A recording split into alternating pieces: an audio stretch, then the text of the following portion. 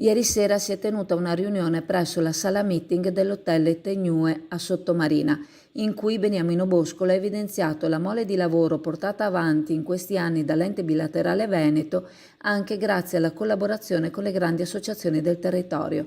Presenti infatti interlocutori la Presidente del Consorzio Turistico Lidi di Chioggia, consorzio riconosciuto dalla Regione Veneto, Elena Boscolo Nata, Roberta Gandolfo in rappresentanza di Confesercenti, Giuliano Boscolo per ASA Associazione Albergatori e Giorgio Bellemo per l'Associazione dei Balneari Ascot.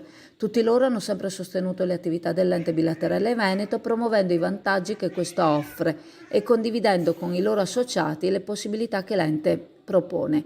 I numeri sono la prova tangibile del lavoro a beneficio delle aziende e delle persone che in queste lavorano e parlano chiaro. Sono state date varie opportunità in questi ultimi anni, sostenendo le aziende anche nel duro periodo Covid. Gli aiuti che si possono ottenere spaziano in una vasta rosa ed è un peccato non usufruirne.